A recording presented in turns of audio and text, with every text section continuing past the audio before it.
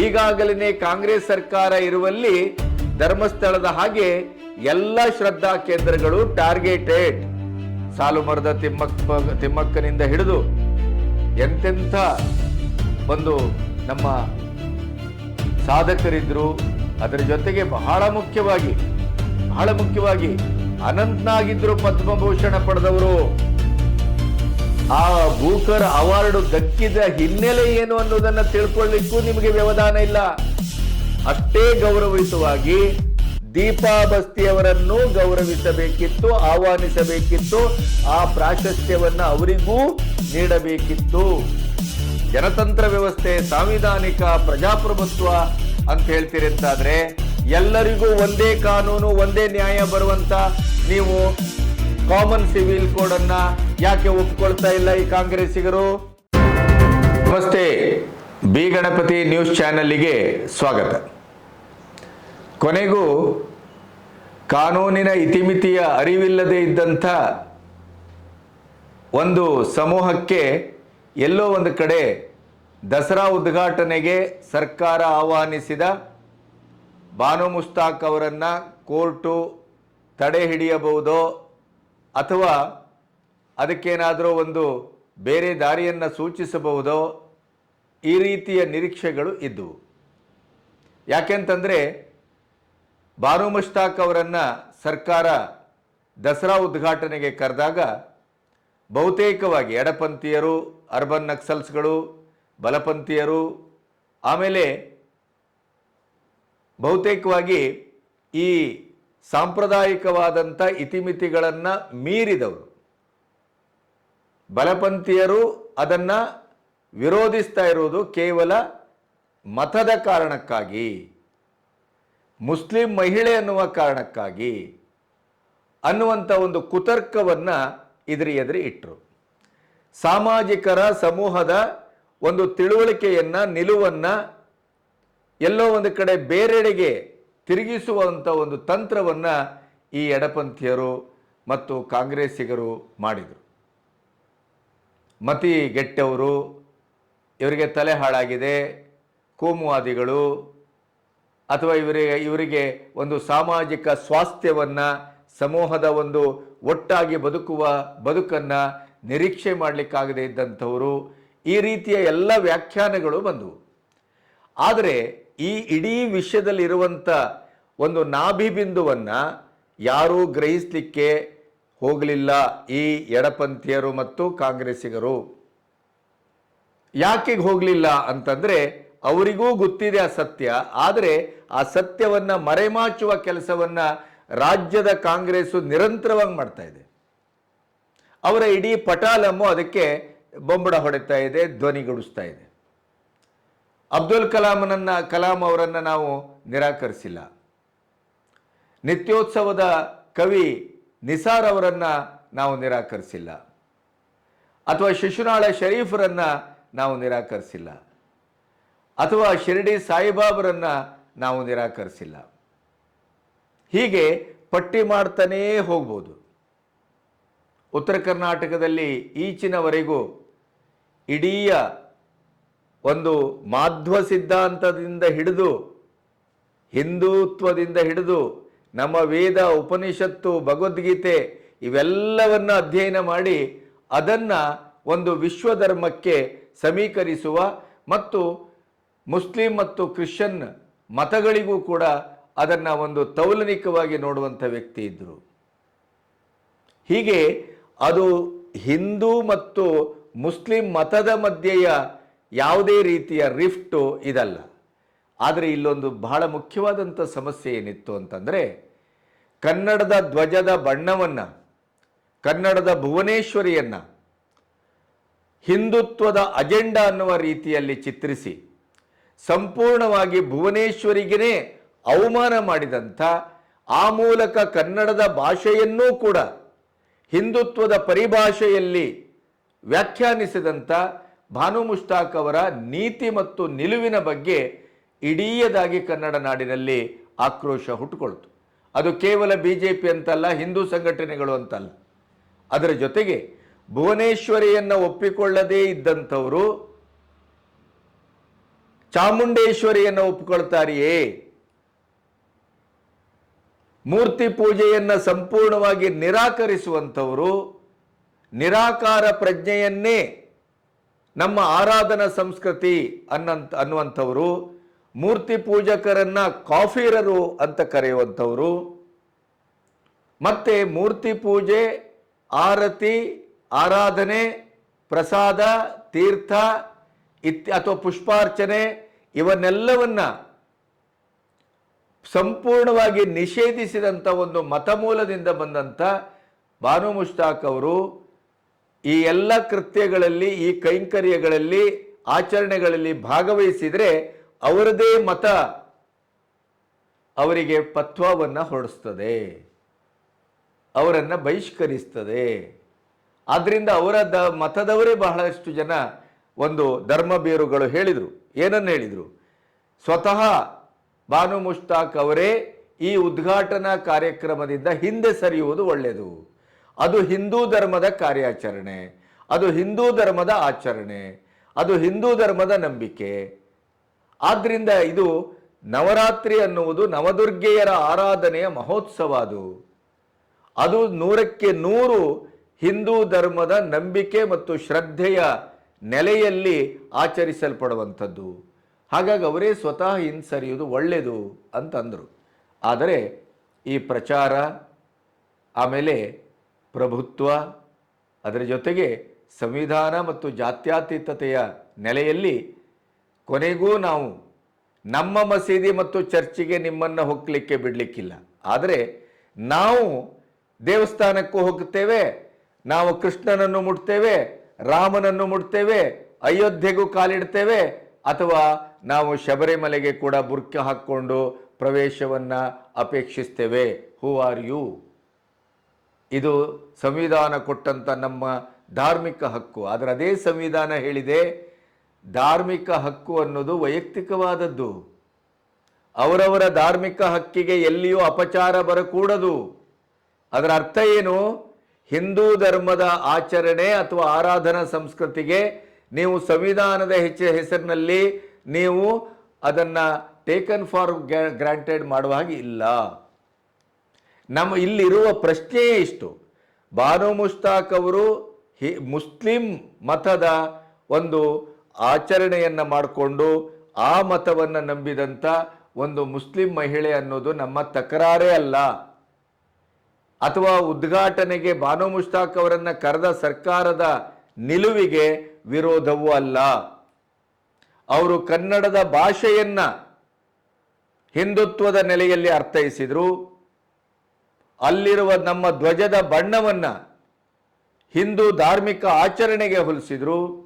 ಭುವನೇಶ್ವರಿಯನ್ನ ಹಿಂದೂ ಸಂಪ್ರದಾಯದ ಒಂದು ಪ್ರತೀಕ ಅನ್ನುವ ರೀತಿಯಲ್ಲಿ ಅರ್ಥೈಸ್ತಾ ಭುವನೇಶ್ವರಿಯನ್ನು, ಭಾಷೆಯನ್ನು ಎರಡನ್ನು ನಿರಾಕರಿಸ್ತಾರೆ, ಅವಮಾನಿಸ್ತಾರೆ, ಅಪಭ್ರಂಶಗೊಳಿಸ್ತಾರೆ, ಅಪವ್ಯಾಖ್ಯಾನ ಮಾಡ್ತಾರೆ. ಹಾಗಾಗಿ ಭುವನೇಶ್ವರಿಯನ್ನೇ ಒಪ್ಕೊಳ್ಳದೆ ಇದ್ದವರು ಎಲ್ಲಿ ಅವರು ಚಾಮುಂಡೇಶ್ವರಿಯನ್ನು ಒಪ್ಕೊಳ್ತಾರೆ? ಅವರು ಮೂರ್ತಿ ಪೂಜೆಯನ್ನು ಒಪ್ಕೊಂಡ್ರೆ ನಮ್ಮ ಅಭಿಪ್ರಾಯ ಏನೂ ಭೇದ ಇಲ್ಲ. ಅವರು ಪುಷ್ಪಾರ್ಚನೆಯನ್ನು ಮಾಡಿದರೆ ನಮ್ಮ ತಾಪತ್ರಯ ಇಲ್ಲ. ಅವರು ಆರತಿಯನ್ನು ತೆಗೆದುಕೊಂಡ್ರೆ ನಮ್ಮ ಆಕ್ಷೇಪ ಇಲ್ಲ. ತೀರ್ಥ ಪ್ರಸಾದವನ್ನು ತೆಗೆದುಕೋಬೇಕು, ಅದಕ್ಕೆ ನಮ್ಮ ಆಕ್ಷೇಪ ಇಲ್ಲ. ಇದು ಯಾವುದನ್ನೂ ಮಾಡಿದ್ದೇನೆ ಒಂದು ಪಾಖಂಡಿತನವನ್ನು ತೋರಿಸಿದ್ರಲ್ಲ ಬರಗೂರು ರಾಮಚಂದ್ರಪ್ಪನವರು. ನಾನು ದೀಪ ಹಚ್ಚೋದಿಲ್ಲ, ಚಾಮುಂಡೇಶ್ವರಿಯ ದೇಗುಲದ ಒಳಗೆ ಪ್ರವೇಶ ಮಾಡೋದಿಲ್ಲ. ಮತ್ತೆ ಯಾವ ತೆವಲಿಗೆ ಬಂದ್ರಿ ನೀವು? ನಾವು ಕೇಳಿದ್ದೆವು. ಯಾವ ತೆವಲಿಗೆ ಬಂದ್ರಿ? ಯಾವ ಪುರುಷಾರ್ಥಕ್ಕೆ ಬಂದ್ರಿ? ಅಂದರೆ ಚಾಮುಂಡೇಶ್ವರಿಯ ಈ ಒಂದು ಆರಾಧನೆಯನ್ನ ಅದರ ಹೆಬ್ಬಾಗಿಲಲ್ಲಿ ನಿಂತು, ಆ ಚಾಮುಂಡೇಶ್ವರಿಯ ಬೀದಿಯಲ್ಲಿ ನಿಂತು ಚಾಮುಂಡೇಶ್ವರಿಯನ್ನ ಅವಮಾನಿಸಲಿಕ್ಕೆ ಬಂದ್ರ? ಇದೇ ಪ್ರಶ್ನೆಯನ್ನ ಬಾನು ಮುಷ್ತಾಕ್ ಅವರಿಗೂ ಈ ನಾಡು ಕೇಳ್ತಾ ಇದೆ. ನಮ್ಮ ಆರಾಧನೆ, ನಮ್ಮ ನಂಬಿಕೆ, ನಮ್ಮ ಶ್ರದ್ಧೆ. ಈಗಾಗಲೇ ಕಾಂಗ್ರೆಸ್ ಸರ್ಕಾರ ಇರುವಲ್ಲಿ ಧರ್ಮಸ್ಥಳದ ಹಾಗೆ ಎಲ್ಲ ಶ್ರದ್ಧಾ ಕೇಂದ್ರಗಳು ಟಾರ್ಗೆಟೆಡ್. ಯಾಕೆಂತಂದ್ರೆ ನಮ್ಮ ಸರ್ಕಾರ ಇದೆ ಅನ್ನುವ ಲೆವೆಲ್ನಲ್ಲಿ ಈ ಬುದ್ಧಿಜೀವಿಗಳು, ಎಡಚರು ಅರ್ಬನ್ ನಕ್ಸಲ್ಸು, ನಕ್ಸಲ್ಸ್ಗಳು, ಜೆಹಾದಿಗಳು ಇವರೆಲ್ಲರೂ ಹೊರಟಿದ್ದಾರೆ. ಮೊನ್ನೆ ಮದ್ದೂರಿನಲ್ಲಿ ನೋಡಿದ್ರಲ್ಲ. ಹೌದು, ನಮ್ಮ ಸರ್ಕಾರ ಇದೆ, ಆದ್ರಿಂದ ನಾವು ಕಲ್ಲೆಸೆಯುವ ಒಂದು ದುಸ್ಸಾಹಸವನ್ನ ಮಾಡಿದೆವು ಅಂತ ತಪ್ಪು ಒಪ್ಕೊಂಡಿದ್ದರು. ಹಾಗಾಗಿ ಈ ರೀತಿಯ ಒಂದು ಕೆಲಸ ನಮ್ಮ ಸಾವಿರಾರು ವರ್ಷಗಳಿಂದ, ಮುಖ್ಯವಾಗಿ ಒಂದು 800 ವರ್ಷಗಳಿಂದ ಈ ದಸರಾ ಮಹೋತ್ಸವ, ಜಂಬೂ ಸವಾರಿ, ಜಗದ್ವಿಖ್ಯಾತ ಅಥವಾ ಜಗತ್ತನ್ನು ಸೆಳೆದಂಥ ಈ ಒಂದು 9 ದಿನದ ಆಚರಣೆಯ ಪರಂಪರೆ ಅಂತೇನಿದೆ, ಅದಕ್ಕೆ ಒಂದು ಹಿಂದೂ ಸಂಪ್ರದಾಯದ ಶುದ್ಧ ಆಚರಣೆಯ ಹಿನ್ನೆಲೆ ಇದೆ, ಇತಿಹಾಸ ಇದೆ, ಐತಿಹ್ಯ ಇದೆ. ನೀವು ಅದನ್ನು ಯಾವುದೇ ಕಾರಣಕ್ಕೂ ರಾಜಕೀಯದ ನೆಲೆಯಲ್ಲಿ ನಿರಾಕರಿಸಬಹುದು. ಜಾತ್ಯತೀತ ರಾಷ್ಟ್ರ ಇದು, ಸರ್ವಧರ್ಮದವರು ಪಾಲ್ಗೊಳ್ಳುವಂಥ ರಾಷ್ಟ್ರ. ಎಸ್, ಸರ್ವಧರ್ಮದವರು ಎಲ್ಲಿ ಪಾಲ್ಗೊಳ್ತಾರೆ? ಅದು ಚಾಮುಂಡೇಶ್ವರಿಯ ಸನ್ನಿಧಾನದ ಹೊರವಲಯದಲ್ಲಿ ನಡೆಯುವಂಥ ದಸರಾ ಚಟುವಟಿಕೆಗಳು. ಅಲ್ಲಿ ಬಾನು ಮುಷ್ತಾಕ್ ಅವರು ಬಂದು ಅತ್ಯಂತ ಪ್ರತಿಷ್ಠಿತವಾದಂಥ ಯಾವುದೇ ಕಾರ್ಯಕ್ರಮದಲ್ಲೂ ಭಾಗವಹಿಸುವುದಕ್ಕೆ ಯಾರ ಆಕ್ಷೇಪವೂ ಇಲ್ಲ. ಆಕ್ಷೇಪ ಇರುವುದು ನಮ್ಮ ಸಂಸ್ಕೃತಿ, ನಮ್ಮ ಆರಾಧನೆ, ನಮ್ಮ ನಂಬಿಕೆ. ಅದಕ್ಕೆ ಒಂದು ಆಚರಣೆಯ ವಿಧಿವಿಧಾನ ಅಂತಿದೆ. ಆ ವಿಧಿವಿಧಾನವನ್ನೇ ನಿರಾಕರಿಸುವ ಮೂರ್ತಿ ಭಂಜಕರನ್ನು, ಮೂರ್ತಿ ಪೂಜೆಯನ್ನು ನಿರಾಕರಿಸುವ ಗೋಡೆ ಸಂಸ್ಕೃತಿಯ ಪ್ರತೀಕವನ್ನ ನೀವು ತಂದು ನಮ್ಮ ಚಾಮುಂಡೇಶ್ವರಿಯ ಎದುರು ಯಾಕೆ ನಿಲ್ಲಿಸ್ತೀರಿ? ಇದು ಪ್ರಶ್ನೆ. ಅವರು ನಮ್ಮದೇ ಎಲ್ಲ ಆರಾಧನೆಯನ್ನು ಸಂಪೂರ್ಣವಾಗಿ ಒಪ್ಪಿಕೊಂಡು ಹಣೆಗೆ ಕುಂಕುಮವನ್ನು ಇಟ್ಟು, ನೆತ್ತಿಯಲ್ಲಿ ಕುಂಕುಮವನ್ನು ಧರಿಸಿ, ಮುಡಿಯಲ್ಲಿ ಹೂವನ್ನು ಇಟ್ಟು ನಮ್ಮ ಸಂಪ್ರದಾಯದ ಪ್ರಕಾರ ಅವರು ಆಚರಣೆಯಲ್ಲಿ ಭಾಗವಹಿಸ್ತಾರೆ ಅಂತಾದರೆ ನಮಗೆ ಯಾವ ಆಕ್ಷೇಪವೂ ಇಲ್ಲ. ಈ ಕಾರಣಕ್ಕಾಗಿಯೇ ಸಾರ್ವಜನಿಕ ಹಿತಾಸಕ್ತಿಗಳು ಹೈಕೋರ್ಟ್ನಲ್ಲಿ ಸಲ್ಲಿಸಲ್ಪಟ್ಟವು. ಪ್ರತಾಪ್ ಸಿಂಹ ಮುಖ್ಯವಾಗಿ ಅರ್ಜಿಯನ್ನು ಹಾಕಿದರು. ಆದರೆ ದ್ವಿಸದಸ್ಯ ಪೀಠ ಅದನ್ನು ವಿಚಾರಣೆಗೆ ತೆಗೆದುಕೊಂಡು ಕಾನೂನಿನ ಒಳಚೌಕಟ್ಟಿನಲ್ಲಿ ಇದನ್ನು ನಿರಾಕರಿಸುವ ಅಥವಾ ಸರ್ಕಾರದ ಆಹ್ವಾನವನ್ನು ತಡೆ ಹಿಡಿಯುವ ಯಾವ ಸಾಧ್ಯತೆಯೂ ಇಲ್ಲ ಅಂಥೇಳಿ ಕೋರ್ಟು ಈ PIL ಅನ್ನು ವಜಾ ಮಾಡಿದೆ. ಅದು ನಿರೀಕ್ಷಿತ. ಎಷ್ಟೇ ನೀವು ಅರ್ಜಿ ಹಾಕಿ ಏನೇ ಮಾಡಿ, ಕಾನೂನಿನಲ್ಲಿ ಈ ರೀತಿಯ ಅವಕಾಶಗಳು ಇಲ್ಲ ಅನ್ನೋದು ನಮಗೂ ಗೊತ್ತು, ನಿಮಗೂ ಗೊತ್ತು. ಒಂದು ಪ್ರಯತ್ನ, ಈ ಪ್ರಯತ್ನದಲ್ಲಿ ಮುಂದೆ ಬರಬಹುದಾದಂಥ ಭವಿಷ್ಯದಲ್ಲಿ ಇಂಥ ಘಟನೆಗಳು ಸಂಭವಿಸಿದರೆ ಆವಾಗ ರಾಜ್ಯ ಸರ್ಕಾರ ಒಂದು ಹೊಸ ರೆಸೊಲ್ಯೂಷನ್ನೋ, ಹೊಸ ಕಾನೂನೋ ಅಥವಾ ಕಾನೂನಿಗೆ ಒಂದು ತಿದ್ದುಪಡಿಯೋ ಇನ್ನೇನೋ ತರುವ ಸಾಧ್ಯತೆಗೆ ಒಂದು ನೆಲೆ ಆಗಬಹುದು ಅನ್ನುವ ಕಾರಣಕ್ಕಾಗಿ ಕೋರ್ಟಿಗೆ ಅರ್ಜಿ ಹಾಕಿದ್ದೆ ಹೊರತು ಬಾನು ಮುಷ್ತಾಕ್ ಅವರನ್ನು ಸರ್ಕಾರ ಆಹ್ವಾನಿಸಿದೆ ದಸರಾ ಉದ್ಘಾಟನೆಗೆ, ಆ ಉದ್ಘಾಟನೆಯನ್ನು ತಡೆ ಹಿಡಿದು ಬಿಡುತ್ತೆ ಅಥವಾ ಕೋರ್ಟು ಬರ್ಖಾಸ್ತುಗೊಳಿಸ್ತದೆ ಅನ್ನುವಂಥ ಯಾವ ಕನಸು ಇರಲಿಲ್ಲ. ಮತ್ತೆ ಮತ್ತೆ ಕಾಂಗ್ರೆಸ್ಸಿನ ಉಗ್ರಪ್ಪನಂತವರು ಇತ್ಯಾದಿ ಅವರೆಲ್ಲ ಅವರಿಗೆ ಮತಿಗೆಟ್ಟಿದೆ, ಅವರಿಗೆ BJP ಅವರಿಗೆ, ಹಿಂದೂ ಸಂಘಟನೆಯವರಿಗೆ ತಲೆ ಕೆಟ್ಟಿದೆ, ಈ ಥರ ಎಲ್ಲ ಮಾತಾಡ್ತಾರಲ್ಲ, ಅವರಿಗೆ ಬಹಳ ಸ್ಪಷ್ಟವಾಗಿ ಹೇಳಬೇಕಾದಂಥ ಸಂಗತಿ ಏನಿತ್ತು ಅದನ್ನು ನಿಮ್ಮ ಮುಂದೆ ಇಡಲಿಕ್ಕೆ ಅಂತ ನಾನು ಇಷ್ಟೆಲ್ಲ ಮಾತಾಡ್ತಾ ಇದ್ದೇನೆ. ಮುಸ್ಲಿಂ ಮೂಲದ ಹೆಣ್ಣುಮಗಳು ಅನ್ನುವ ಕಾರಣಕ್ಕಾಗಿ ಯಾರದ್ದೂ ವಿರೋಧ ಇಲ್ಲ. ಹಾಗೆ ವಿರೋಧ ಇದ್ದಿದ್ರೆ ಅಬ್ದುಲ್ ಕಲಾಂ ಅವರು ಶಾಸ್ತ್ರೋಕ್ತವಾಗಿ ನಮ್ಮ ಚಾಮುಂಡೇಶ್ವರಿಯ ದೇಗುಲಕ್ಕೆ ಪ್ರವೇಶವನ್ನ ಮಾಡಿದ್ದಾರೆ, ಪೂಜೆ ಪುನಸ್ಕಾರಗಳಲ್ಲಿ ಭಾಗವಹಿಸಿದ್ದಾರೆ. 2019ರಲ್ಲಿ ನಮ್ಮ ನಿತ್ಯೋತ್ಸವ ಕವಿ ನಿಸಾರ್ ಅವರು ಉದ್ಘಾಟನೆಯನ್ನು ಮಾಡಿದ್ದಾರೆ. ಯಾರು ಆಕ್ಷೇಪಿಸಿಲ್ಲ, ಆಕ್ಷೇಪಾರ್ಹವಾಗಿ ಅವರು ನಡ್ಕೊಂಡೂ ಇಲ್ಲ. ಆದರೂ ನಮ್ಮ ಸರ್ಕಾರ ಈ ಸರಿ ಸಾಲು ಮರದ ತಿಮ್ಮಕ್ಕನಿಂದ ಹಿಡಿದು ಎಂತೆಂಥ ಒಂದು ನಮ್ಮ ಸಾಧಕರಿದ್ದರು, ಅದರ ಜೊತೆಗೆ ಬಹಳ ಮುಖ್ಯವಾಗಿ ಅನಂತನಾಗಿದ್ದರು ಪದ್ಮಭೂಷಣ ಪಡೆದವರು, ಅಂಥವರನ್ನ ನಿರಾಕರಿಸಿ ನಮ್ಮ ಸೈಂಟಿಸ್ಟ್ಗಳಿದ್ರು, ಅಂಥವರನ್ನು ನಿರಾಕರಿಸಿ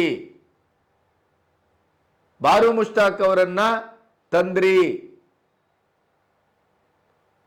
ಯಾಕೆ?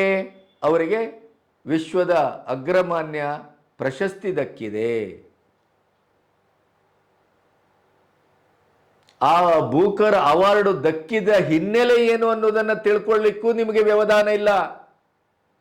ಅದು 100% ಸಶಕ್ತವಾದ, ಸುಂದರವಾದ, ಮೂಲಕ್ಕೆ ಅತ್ಯಂತ ಒಂದು ಹಿತವಾದ ಅಲ್ಲ, ಹತ್ತಿರವಾದದ್ದು ಅಲ್ಲ, ಮೂಲವನ್ನೇ ನಾಚಿಸುವ ಮಟ್ಟದ ಟ್ರಾನ್ಸ್ಲೇಷನ್ ವರ್ಷನ್ಗೆ ಕೊಡುವಂಥದ್ದು ಅನುವಾದಕ್ಕೆ. ಅದಕ್ಕಾಗೇನೆ ದೀಪಾ ಬಸ್ತಿಗೆ ಬಂದದ್ದು ಅವಾರ್ಡ್. ಅದು ಅವಾರ್ಡನ್ನು ಸಮನಾಗಿ ಹಂಚಲಾಗಿದೆ, ಅವಾರ್ಡನ್ನು ಪ್ರತ್ಯೇಕವಾಗಿ ಕೊಡಲಾಗಿದೆ.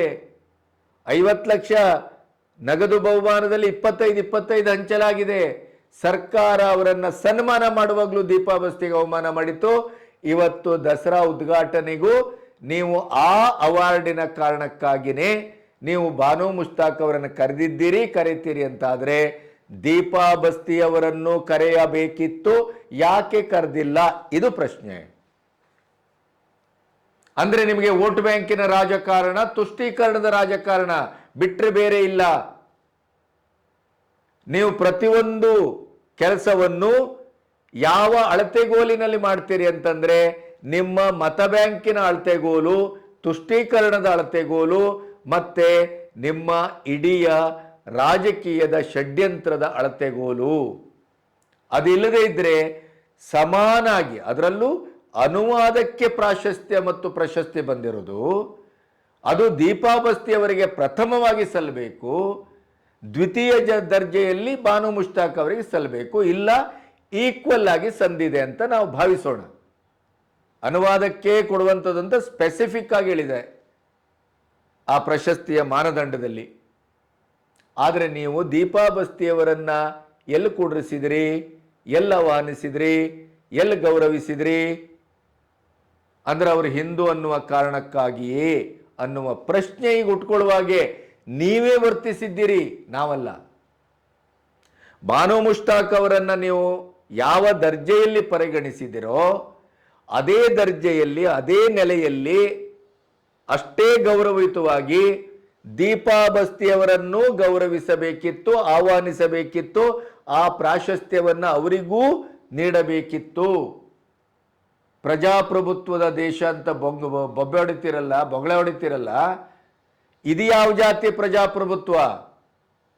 ಇದು ಯಾವ ಜಾತಿ ಸಾಂವಿಧಾನಿಕ? ಇದು ಯಾವ ಜಾತಿ ಜನತಂತ್ರ ವ್ಯವಸ್ಥೆ? ಉತ್ತರ ಕೊಡಿ. ದೀಪಾ ಬಸ್ತಿಯವರನ್ನ ಯಾವ ಕಾರಣಕ್ಕಾಗಿ ನಿರಾಕರಿಸಿದ್ರಿ?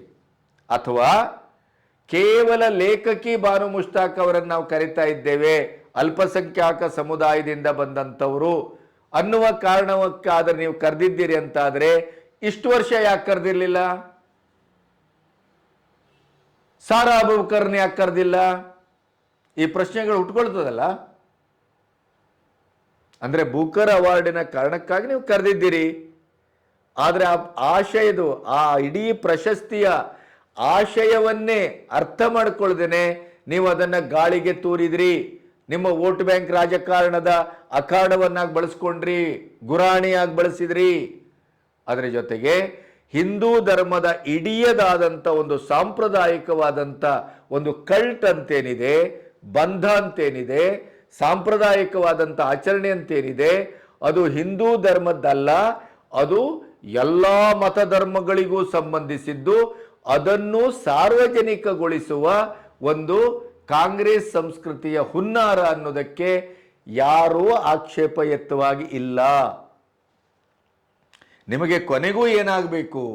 ಮಸೀದಿಗೆ, ಚರ್ಚಿಗೆ ಈ ಸಾಮೂಹಿಕರಣವನ್ನು ಮಾಡೋದಿಲ್ಲ, ನೀವು ಸಂವಿಧಾನಾತ್ಮಕ ಆಶಯ ಅಂತ ಅಳವಡಿಸೋದಿಲ್ಲ. ಹಾಗಿದ್ರೆ ನೀವು ಕಾಮನ್ ಸಿವಿಲ್ ಕೋಡ್ಗೆ ಒಪ್ಪಬೇಕಲ್ಲ.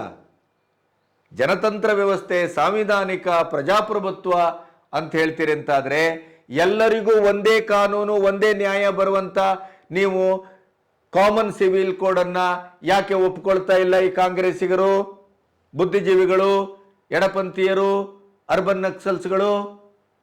ಅಂದ್ರೆ ನೀವು ಬಾನು ಮುಷ್ತಾಕ್ ಅವರನ್ನ ನಮ್ಮ ಮೂರ್ತಿ ಆರಾಧನೆ, ನಮ್ಮ ಸಂಪ್ರದಾಯ, ನಮ್ಮ ಪೂಜೆ, ನಮ್ಮ ಪುರಸ್ಕಾರ, ನಮ್ಮ ಆಚರಣೆ ಅದೆಲ್ಲವನ್ನ ನಿರಾಕರಿಸಿ ಭುವನೇಶ್ವರಿಯನ್ನು ಅವಗಣನೆಗೆ ಮತ್ತು ನಿರಾಕರಿಸುವಂಥ ಈ ಮನಸ್ಥಿತಿ ಉಳ್ಳಂಥ ಬೂಕರ್ ಅವಾರ್ಡ್ ಬಂದಿದೆ ಅನ್ನುವ ಕಾರಣಕ್ಕಾಗಿ ನೀವು ಕರೆದು ನಮ್ಮ ಹಿಂದೂ ಧರ್ಮದ ಶಾಸ್ತ್ರ ಸಂಪ್ರದಾಯ ಮತ್ತು ಅದರ ಚೌಕಟ್ಟನ್ನು ಒಡೆತೀರಿ ಅಂತಾದರೆ, ಮಸೀದಿ ಅಥವಾ ಚರ್ಚಲ್ಲಿ ನಡೆಯುವ ಉತ್ಸವಗಳಿಗೂ ನಮ್ಮ ಹಿಂದೂ ಹೆಣ್ಮಕ್ಕಳನ್ನ ನುಗ್ಗಿಸಿ.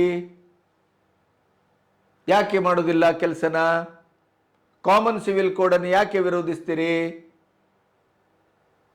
ಇವೆಲ್ಲವೂ ಪ್ರಶ್ನೆಗಳು ಬರ್ತವೆ. ಆದ್ದರಿಂದ ಸಾರ್ವಜನಿಕರು ತಿಳ್ಕೊಳ್ಳಿ, ಕೋರ್ಟಿನಲ್ಲಿ ಇವತ್ತು ಇವನು ಪ್ರತಾಪ್ ಸಿಂಹ ಅವರದ್ದು ಸಾರ್ವಜನಿಕರ ಅರ್ಜಿಯೋ ಬಿದ್ದೋಯ್ತು, ವಜಾಗೋಯ್ತು ಅನ್ನುವ ಕಾರಣಕ್ಕಾಗಿ ಬಾನು ಮುಷ್ತಾಕ್ ಅವರನ್ನು ಕರೆದಂಥ ಕಾಂಗ್ರೆಸ್ಸು ಬಹಳ ಸರಿಯಾದ ಕೆಲಸ ಮಾಡಿದೆ, ಗೆದ್ದುಬಿಟ್ಟಿದೆ ಅನ್ನುವಂಥದ್ದಲ್ಲ. ಕಾನೂನಾತ್ಮಕವಾಗಿ ನೀವು ಆಶಯಿಸಿದ ಯಾವುದೇ ತಡೆಯನ್ನು, ನಿರಾಕರಣೆಯನ್ನು, ಬರ್ಖಾಸ್ತನ್ನು ಮಾಡಲಿಕ್ಕೆ ಆಗುವುದಿಲ್ಲ ಅಂತ ಹೈಕೋರ್ಟ್ ಹೇಳಿದೆ ಅಷ್ಟೇ. ವಿನಾ ನೀವು ಕರೆದದ್ದೇ ಶ್ರೇಷ್ಠ, ನೀವು ಕರೆದದ್ದೇ ಅದ್ವಿತೀಯ, ಅದು ಹೇಳಲಿಲ್ಲ. ರಾಜ್ಯ ಸರ್ಕಾರದ ಕರೆಯನ್ನು ಅಮಾನ್ಯ ಮಾಡಲಿಕ್ಕೆ ಆಗೋದಿಲ್ಲ. ಇದು ಕಾನೂನಾತ್ಮಕವಾದ ಸಮರವೂ ಅಲ್ಲ, ನೆನಪಿಡಿ. ಇದು ಭಾವನಾತ್ಮಕವಾದದ್ದು, ಇದು ಧರ್ಮದ ನೆಲೆಯಲ್ಲಾಗುವಂಥದ್ದು, ಇದು ನಮ್ಮ ಶ್ರದ್ಧೆ ಮತ್ತು ನಂಬಿಕೆಯ ಮೇಲೆ ಆಗುವಂಥದ್ದು. ಅದರ ಮೇಲೆ ಇದು ಚರ್ಚೆ ಆಗಬೇಕು, ನಿರ್ಣಯ ಆಗಬೇಕೇ ಹೊರತು ಇದಕ್ಕೆ ಕಾನೂನಾತ್ಮಕವಾದ ಸಮರ ಸಾಧುವೂ ಅಲ್ಲ, ಸಾಧ್ಯತೆಯೂ ಇಲ್ಲ. ಹಾಗಾಗಿ ಬಾನು ಮುಷ್ತಾಕ್ ಅವರನ್ನು ನೀವು ಇವತ್ತು ನಿಮ್ಮ ಹತ್ರ ಅಧಿಕಾರ ಇದೆ, ತಾಕತ್ತಿದೆ, ನಿಮ್ಮ ಜನಬಲ ಇದೆ, ಎಲ್ಲವೂ ಇದೆ, ನೀವು ತಗೊಂಡೋಗಿ ಉದ್ಘಾಟನೆ ಮಾಡಿಸ್ತೀರಿ. ಆದರೆ ಒಂದು ನೆನಪಿಡಿ, ಇಡೀ ಇತಿಹಾಸದಲ್ಲಿ ಅವಿಚ್ಛಿನ್ನವಾಗಿ ನಡ್ಕೊಬಂದಂಥ ಹಿಂದೂ ಸಂಪ್ರದಾಯದ ದಸರಾ ಆಚರಣೆಯನ್ನು ನೀವು ಬರಗೂರು ಕರೆದಾಗಲೂ ಅಪಭ್ರಂಶ ಮಾಡಿದ್ರಿ. ಈಗ ಬಾನು ಮುಷ್ತಾಕ್ ಅವರನ್ನು ಕರೆದು ಕೂಡ ಉದ್ದೇಶಪೂರ್ವಕವಾಗಿ ಆ ಇಡೀ ಆಚರಣೆಯನ್ನು ನೆಲೆ ತಪ್ಪಿಸುವಂಥ ಕೆಲಸವನ್ನು ಮಾಡ್ತಾ ಇದ್ದೀರಿ. ಇದು ಚಾರಿತ್ರಿಕವಾದಂಥ ಒಂದು ಅನಾಹುತ. ಅದನ್ನು ಮಾತ್ರ ನಾವು ನೆನಪಿಡಬೇಕು.